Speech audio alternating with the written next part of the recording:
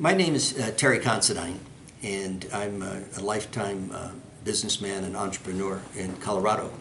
But in 1989, I was a state senator representing Senate District 26, which includes Englewood, Cherry Hills Village, Greenwood Village, and Sheridan.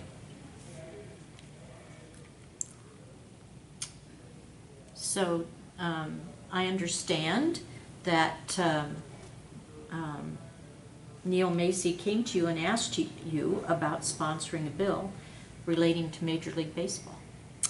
I remember it as though it were yesterday. You and Neil are very persuasive advocates and did a wonderful job in representing the cause of having baseball and Major League Baseball in Colorado. The reason that I think Neil came to me was that I was then chairman of the Senate Finance Committee, and I had a role in what public spending there might be in support of it. And as a fiscal conservative, there was a lot of feeling that I'd be opposed to public spending on behalf of what's essentially a private business. And of course that is the way I would feel, and that's the way I voted in the subsequent cultural district election. But I thought the matter in front of the Senate was a different one. I saw it as a matter of governance, or who made the decision, who got to decide. And I felt that the people of Colorado, or the people of the district, more correctly, should have the decision, not have it made by the Senate or the General Assembly. Well, I know that your decision to carry the bill could have been somewhat risky, because I know Senator Considine, at one time you were running for the U.S. Senate. So how does a Republican who has designs on the U.S. Senate have enough guts to carry a tax bill? Kathy, you know, I certainly was running for the United States Senate, and I was eager to serve there. But I never made my decisions with that in mind, and honestly never gave it a moment's thought, which could be why I'm not in the United States Senate.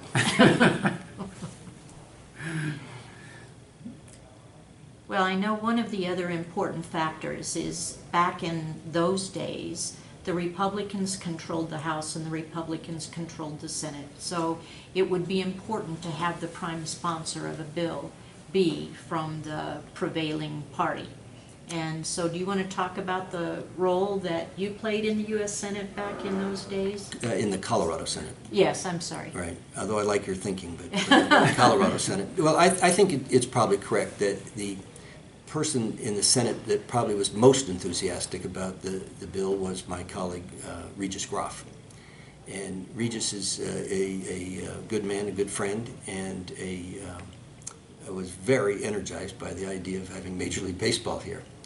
But as a Democrat, it would have been seen as a tax bill and a partisan issue, and my guess is its chances for success would have been limited for that reason. And I think it made good sense to Neil to ask a Republican to do it, and to ask a visibly conservative Republican to do it. And so I thought that was good judgment in terms of just political, how the body behaves and votes. And I'm sure that we talked about it at the time that I was not an enthusiast for public money for baseball. And I'm not, but I am an enthusiast for people making their own decisions. And if that's how they chose to spend their money, I didn't think it was, you know, a crime against nature for them to spend it for baseball any more than for opera.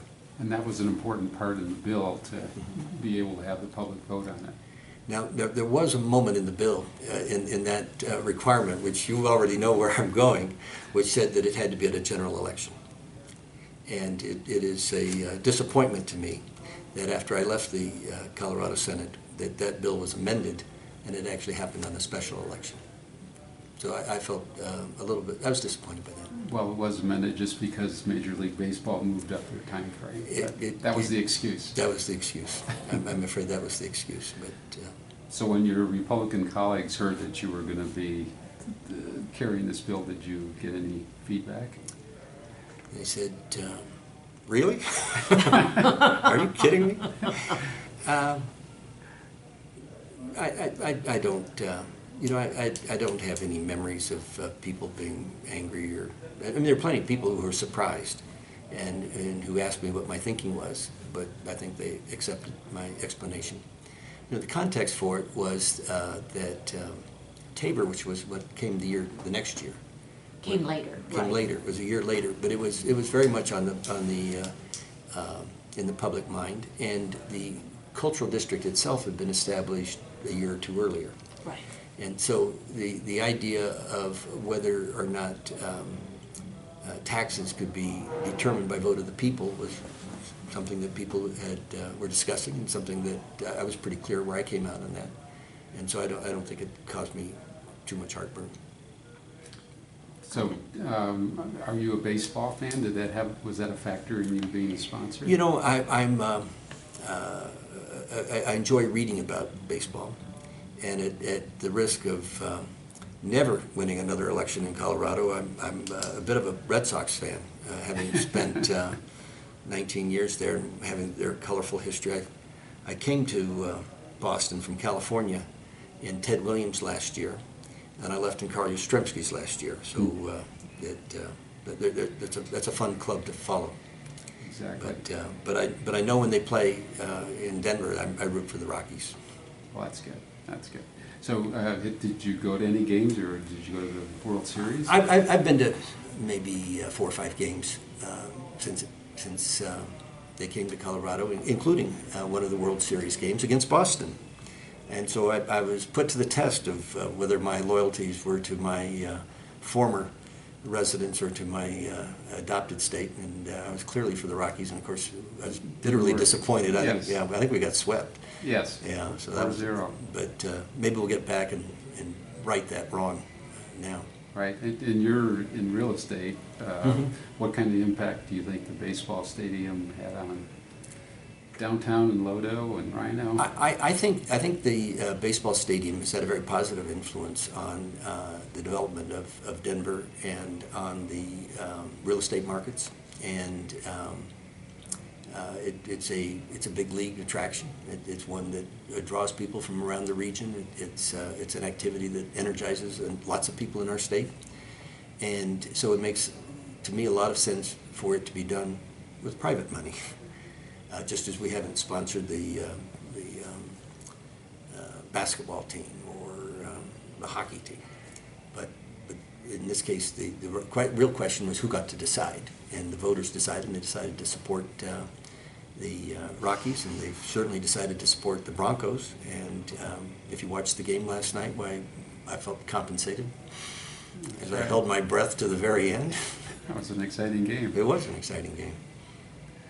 So I'm convinced, Terry, that the bill may have had a different outcome even if a different Republican senator had been the prime sponsor of the bill, because I think you were viewed as a titular head or leader of conservative Republicans in the Senate. What kinds of arguments were you hearing? Did you hear arguments from your constituents? Did you have any pushback? Did you? Kathy, I first thank you for your kind words, but secondly, no, I really didn't. I think my answer was one that I've given time and again since then on Tabor, for example, is that it's not our position to make decisions for the voters when it's appropriate, and that I was clearly against the use of private money for public money for private purposes. But if the voters saw otherwise, that in a free country, self-governing country, that was their decision. Well, I think remembering back to that particular time, the Denver metro area, Colorado as a whole, was in a really pretty deep depression, one that had lasted quite a while, and I think it just certainly added to the risk of putting a tax issue towards the people. I know that apparently one high-profile sports writer in Denver said, you know, you guys are going to screw this up and we will never get a baseball team, because if this goes down in a vote, then it's probably an end of our chances. Did you ever feel any of that pressure? No, I really didn't. If it had gone down in a lopsided vote, then that might have killed our chances forever, but that would have been a fair outcome. I'm more interested in procedural fairness, and if the people of Colorado wanted to tax themselves for that purpose, that's their decision. It's not like the United States government, where there's a constitution that limits the scope of state government. And so it was, we have plenary powers, and if we want to support baseball or lots of other activities, that's our choice. So, I know Neil brought to me an economic development study that talked about, what the economic impact was. And I know at that time it seemed pretty incredulous that we were talking about, was it $50 million a year in impact? Something like that. And of course, I think the Rockies have well surpassed that kind of an economic impact. I'm a little bit skeptical about all economic analyses like that. They tend to be advocacy briefs, and hard to know, because there's what they don't talk about is what spending was displaced and what things didn't happen because of people buying tickets to the baseball game meant they maybe bought fewer ski lift passes or so forth. So Neil is very persuasive, was not persuasive on that point, because again, my take of the bill, the way I saw it, was not a question of whether it was a good idea in my mind. In my mind, it was a bad idea, but it was an idea that was appropriately decided by the voters. I know that Neil and I really tried to mitigate some of what could be perceived as negative impact of this particular tax by asking for some privatization within within the bill. I remember that now. Yeah, we asked that they set a target of was it 40 or 50% privatization by selling the naming rights, right, and selling right, the right. parking and selling the advertising revenue. Did you have any thoughts about when the final lease was negotiated and those revenue streams were given to the Rockies? Well, I remember negotiating that they be included in the bill. I think that is something that, Right. that we talked about, and of course I think that's a second question that is important to me. That in the areas where government chooses to act, it ought to think about acting in the most efficient and effective way. And often privatization and the discipline of competition is more efficient and more effective. And of course, we've just done that a year or two earlier with the RTD. Right. And so it would have been very much in my mind. And I left the Senate before those leases were negotiated, and so I can't tell you exactly how they turned out, but I'm pleased that was a focus of it. Well, it was a focus, but it wasn't the final outcome. Rockies ended up getting a lion's share of all the revenues. Oh, is that right? Yes. Yeah. Yeah. How did that happen? Sometimes that happens in government. Yeah, well, it's I'm chagrined that I don't remember that, but it does show how hard it is to address entitlements and so forth, because the pressure to spend other people's money is so high. And once you get the nose of the camel into the tent, then there's incremental steps, and you end up with public funding for private activities. Right. So. Well, I think one of the other things that was difficult, at least in my mind, about the bill is that initially we didn't have necessarily a cut and dried decision that Major League Baseball was going to expand. Mm-hmm. They certainly were talking about expansion.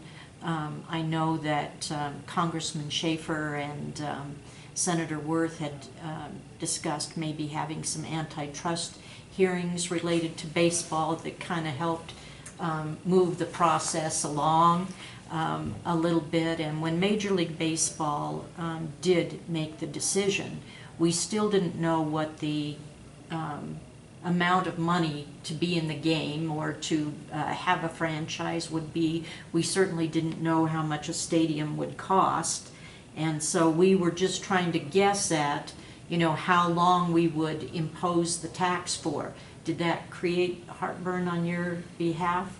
Not really, because again, it was a decision for the voter. Right. You know, as a voter, as I say, I voted against it.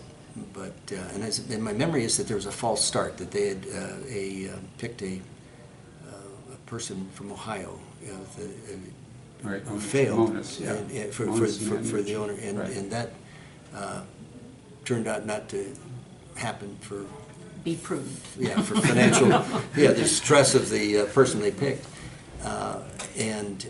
but I'm not aware of Senator Worth or Congressman Schaefer holding hearings, and I would have thought that was a bad idea too.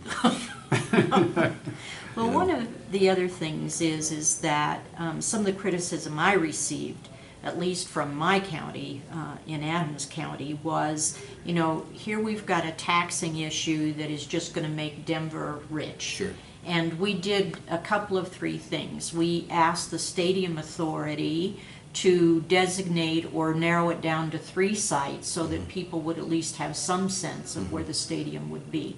We also gave the right to outlying cities and or counties to make a bid to the stadium authority to have the stadium located in their area.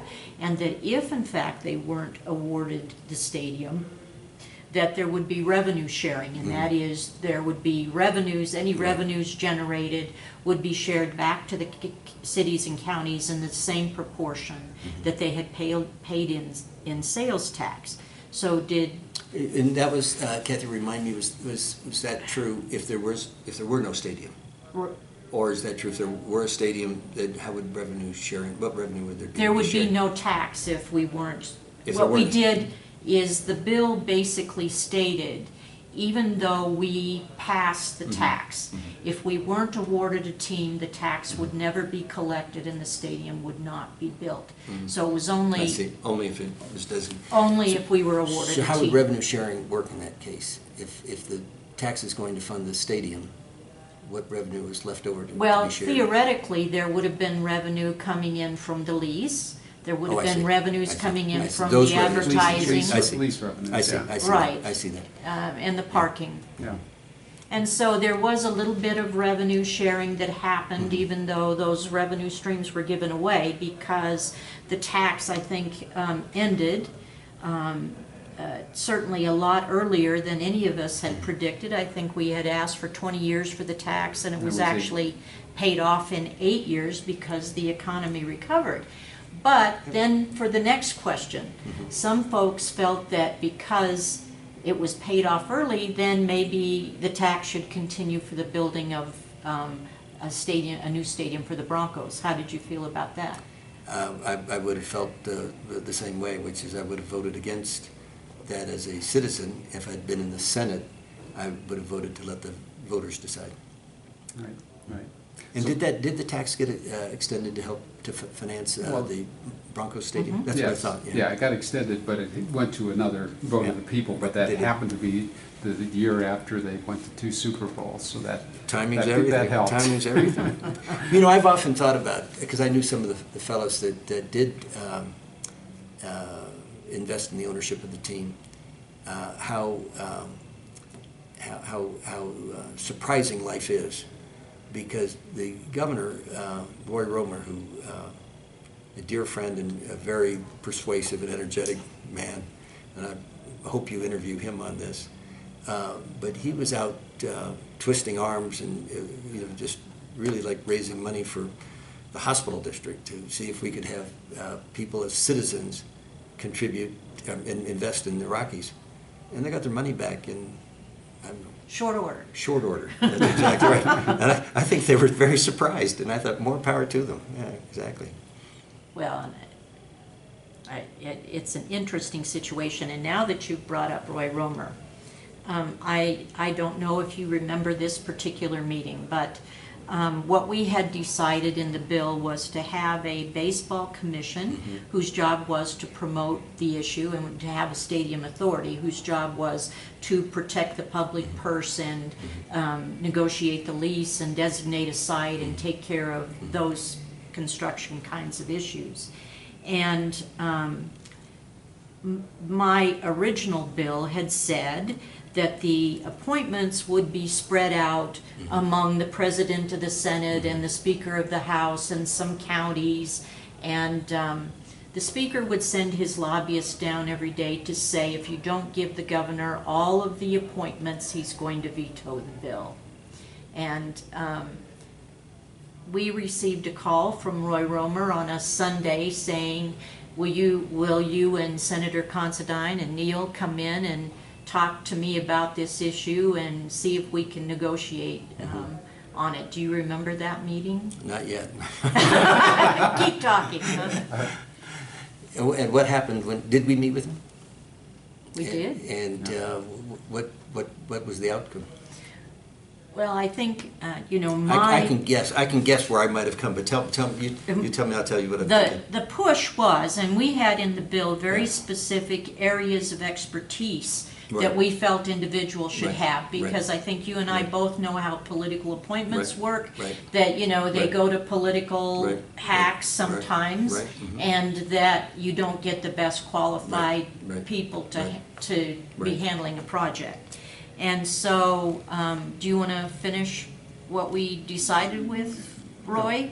Or Roy, the governor? Yeah, the governor basically said that I want to be able to appoint all of the people to the stadium district board that's going to be building the stadium and signing the lease and everything else. And so we reached a compromise where there were going to be 7 people on that board, and we would give him 12 names.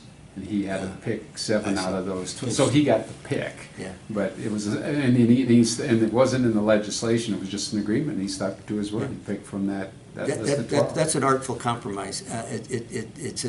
It reminds me of 2 things. One, it reminds me of what a good person Roy Romer is, and what a good governor he was. Even though he and I were on different political sides and had different views on issues. So I'm not saying I endorse all the things he did, but rather that I thought he was exactly the kind of person that ought to be in public life. Opinionated for the right reasons, and principled, and energetic. I don't recall at the time, but I wouldn't have been surprised to learn that I was more or less in his camp on that. Because I think there is a division between the legislative and the executive, and I really like to have the executive make those decisions so they can be held accountable. And when it's diffused, it's just harder to hold a Senate president accountable, or a Speaker of the House accountable. And in any event, they weren't elected by the voters of Colorado. They were elected by, as we were elected by the voters of our particular district. So I always felt that when we tried to do that, we weren't advancing good government. Yeah, often you get stalemate. And in picking experts, again, this goes back to a conversation we had before this began. I'm skeptical, because experts are often wrong, and I have more faith in the wisdom of crowds, if you've read that book, on how the people, none of whom may know the exact answer, but together they come to a good answer. And so experts don't have that discipline, and often lead us into... That's how democracy works. That's exactly right. That's exactly right. It's people that didn't have the same education or training or whatever qualification we're looking for, but as a body come to better decisions. Well, it's the way markets work. Right. Staying on the subject of Roy Romer, then one of the next challenges that Colorado faced in terms of being awarded a Major League Baseball team was we didn't have an ownership group. Right. And so were you invited to some of the meetings that Roy organized in order to put together an ownership group? I was. I don't remember particular meetings, but I was generally aware that he was pitching because he was talking to people I knew. And in the pitch, as I recall it, was this is something that we're asking for a sense of community obligation. Don't expect an economic return, but you're doing something that's good for Colorado. And of course, it turned out to be both. So that was a happy outcome. So, do you have any final thoughts on, when you go by Coors Field, are you happy that you were involved in it? My last thought is go Rockies.